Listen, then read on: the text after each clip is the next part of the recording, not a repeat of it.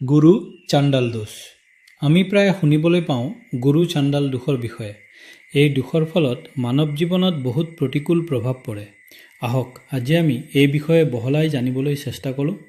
যেতিয়া জন্মক্ষণত কুষ্ঠী বা কুণ্ডলীত কোনো স্থানত ৰাহু আৰু গুৰু গ্ৰহ একেলগে অৱস্থান কৰে তেতিয়া গুৰু চাণ্ডাল দোষ হয়।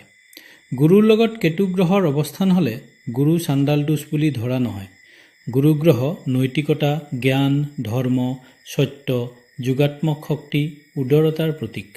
অন্যহাতে ৰাহু গ্ৰহ হৈছে ভ্ৰম, চঞ্চলতা, মোহ, লোভ আদিৰ প্ৰতীক। যেতিয়া এই দুয়োটা গ্ৰহ একেলগে অৱস্থান কৰে তেতিয়া গুৰু গ্ৰহ প্ৰভাৱহীন হৈ পৰে। গুৰু গ্ৰহৰ সমূহ যোগাত্মক শক্তি হ্ৰাস হয়। গুৰু চাণ্ডাল দোষৰ ব্যক্তিৰ জীৱনত পৰা প্ৰভাৱ: ১. সিদ্ধান্ত লোৱাৰ সময়ত জাতক ভ্ৰমিত হয়। কি কৰিলে ভাল হ'ব, কি কৰিলে বেয়া হ'ব, অথবা উপযুক্ত সময়ত সঠিক সিদ্ধান্ত লোৱাত বেমেজালি হয়। ২. জাতকৰ চাৰিত্ৰিক পতন ঘটে। জাতক বিদ্ৰোহী অথবা ভগৱান অথবা পৰম্পৰা বিৰোধী হৈ পৰে। কোনো কথাই মানি ল'ব নিবিচাৰে। ৩. শিক্ষাৰ ক্ষেত্ৰত বাধা আহে, শিক্ষা আধৰুৱা হয়। ৪. অসৎ সংগৰ প্ৰতি আকৃষ্ট হয়।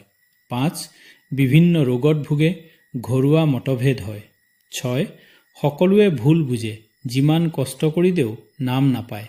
৭. জাতক ক্ৰোধী হৈ পৰে, কোনো কাৰণ নোহোৱাকৈ খং কৰে। ৮. মানসিক অস্থিৰতাত ভোগে। কুণ্ডলীৰ মুঠ ১২টা ভাৱ আছে। আটাইকেইটা ভাৱতে ইয়াৰ প্ৰভাৱ ভিন্ন হয়। আগলৈ আমি ভাৱভেদে কি প্ৰভাৱ পৰে আলোচনা কৰিম।